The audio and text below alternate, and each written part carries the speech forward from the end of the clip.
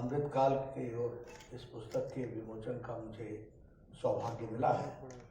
कुछ दिन पहले अनिर्बान गांगुली जी आए थे, उन्होंने मुझसे कहा था कि इस तरीके से ये पुस्तक लिखी गई है और इसमें हमारे विचारक, लेखक, स्तंभकार और जो रिसर्च करते हैं ऐसे हमारे जाने माने लोग, उन्होंने जो पिछले 9 साल में जो भारत में आदरणीय प्रधानमंत्री मोदी जी के नेतृत्व में जो कार्य हुए हैं उसके बारे में 21 लेखों में इसको उन्होंने समाहित किया है। तो इसके आप लोकार्पण में आएंगे तो अच्छा रहेगा।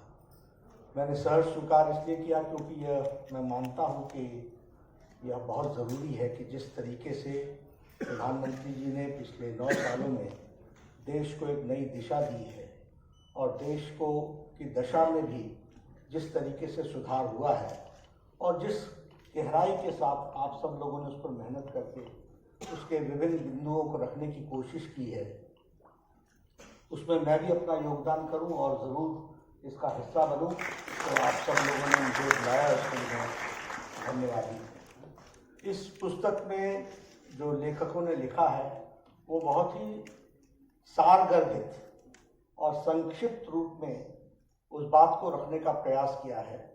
एक तरीके से मैं कहूँ तो ये गागर में सागर है, क्योंकि 9 साल में जितने काम हुए हैं उन सब पर चर्चा करना तो जिसको कहते हैं ग्रंथ बन जाएगा, लेकिन आपने उसमें मुख्य बातों को निकाल करके सागर को गागर में भरने का प्रयास किया है। इसके लिए आप सब लोगों को मैं बधाई देता हूँ जिन्होंने इसका निर्णय किया। मुझे बताया गया कि राम बहादुर राय जी ने जब प्रजातंत्र को कैसे और प्रजातंत्र की भागीदारी के बारे में, मोदी जी के नेतृत्व के बारे में उन्होंने लिखा, तो उन्होंने 4 दिन तक कोई टेलीफोन भी नहीं लिया और सिर्फ इसी लेख को लिखने के लिए उन्होंने अपने आप को समर्पित किया। तो ये बताता है कि किस तरीके से इस किताब को पर कोशिश हुई है और इसलिए हम सब लोगों का ये दायित्व भी बन जाता है कि हम इस पुस्तक का अध्ययन भी करें, पढ़ें भी, और जिस तरीके से हमारे भारत के गृह मंत्री अमित शाह जी ने इसका प्राकथन लिखा है वह भी पढ़ने लायक है, जिसमें उन्होंने बताया है कि किस तरीके से इस यात्रा में राज करना एक बात है, राज करने के लिए समर्पित भाव से, सेवा भाव से उसको आगे बढ़ाना और जिसे कहते हैं रूल करने के बेसिक प्रिंसिपल्स पर क्लैरिटी रहना और किसी उद्देश्य और फिलॉसफी के साथ देश को आगे ले जाना, इन बारीकियों को समझना बहुत जरूरी है, जिसको इस पुस्तक में समझाने का प्रयास हुआ है उसको हमको समझना है।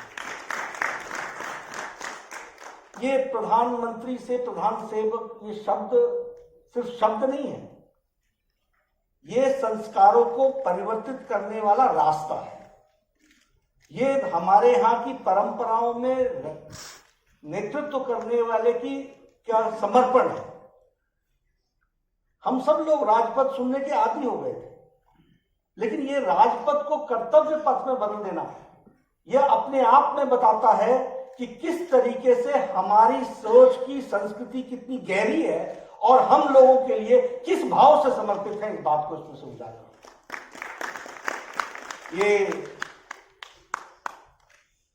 जिसे किसी ने वॉकिंग स्टिक बना दिया, चोल डायनेस्टी की संस्कृति से जुड़ा हुआ सिंघोल, उसको देश की आकांक्षाओं से जुड़े हुए 140 करोड़ देश के नई संसद भवन में स्थापित करना, यह भी अपने आप में बताता है कि यह सिर्फ राज नहीं है, यह सिर्फ प्रधानमंत्री का विषय नहीं है, यह देश को नई दिशा के साथ पुरानी संस्कृति से जोड़कर चलने वाला मार्ग है। इसको हमको समझना चाहिए। और वो सिंघोल किस बात का प्रतीक है? राष्ट्रीय एकता का प्रतीक है। वो सिंघोल किस बात का प्रतीक है? वो सेवा का प्रतीक है। वो सिंघोल किस बात का प्रतीक है? कि we are committed to the constitution of India, और उसको समर्पित के भाव से काम करने का यह उसमें से समर्पण होता है। तो ये सारी बातें जब हम देखते हैं तो मुझे लगता है कि आप सब लोग इस किताब को जरूर पढ़ें, क्योंकि इसमें जो लेख लिखे गए हैं वो सिर्फ आंकड़े नहीं हैं, उसके अंदर एक जान है, एक भारतीयता की और एक भारतीय परंपराओं से निकले हुए संस्कारों से, और संस्कार के साथ साथ उन डीप फिलॉसफीज के साथ आगे किस तरीके से देश को, समाज को ले जाना है, उसका रास्ता उसमें से हमको देखने को मिलता है। दूसरे दिन कौन खड़ा था? ये नफरत की दुकान का मेगा मॉल खोल करके जो बैठे हैं, मेगा शॉपिंग मॉल, दुनिया जानती है इनको और दुनिया इन सबको समझती है, और यह हमेशा भारत के आत्मविश्वास को कमजोर करने का प्रयास करते हैं। ये भूल जाते हैं, मोदी जी का विरोध करते करते भारत का विरोध करने लग जाते हैं। वैक्सीन भारत की थी, सर्जिकल स्ट्राइक भारत के हित में किया गया था। तुम आर्मी से पूछ रहे थे, प्रूफ लाओ, प्रमाण लाओ, आत्मविश्वास तोड़ रहे थे। ये तुम्हारा रोल है, ये तुम्हारी राष्ट्रीयता है, दिस इज योर नेशनलिज्म। आप दुनिया के साथ समंदर पार नहीं जाओ, भारत का एक एक नागरिक जानता है कि प्रधान सेवक ने इस देश को किस तरीके से आगे बढ़ाया है, इस बात को जानते हैं। उसी तरीके से मैं अगर विकास की बात करूं, इंफ्रास्ट्रक्चर की बात करूं, आप देखिए कहीं फ्लाईओवर, कहीं मेट्रो, कहीं इंफ्रास्ट्रक्चर की दृष्टि से रेलवेज का आज 22 वंदे भारत ट्रेन ऑपरेशनल हो गई हैं, वो भी हम सबको देखने को मिलता है। तो इस तरीके से अगर हम देखें तो अब डिफेंस की अगर हम बात करें, मैं डिफेंस के बारे में जरूर आपको बताना चाहूंगा कि आज डिफेंस का एक्सपोर्ट 8 टाइम इंक्रीज हुआ है। डिफेंस का प्रोडक्शन जो है वो 1 लाख करोड़ क्रॉस कर चुका है, और उसी तरीके से डिफेंस की सिक्योरिटी की दृष्टि से सर्जिकल स्ट्राइक तो हुआ ही, एयर स्ट्राइक तो हुआ ही, लेकिन भारत में इंपोर्ट भी डिफेंस इक्विपमेंट का 70% कम हुआ है। इस बात को भी हमने अपनी आत्मनिर्भरता की ओर हम बढ़े हैं, ये भी ध्यान में रखना चाहिए।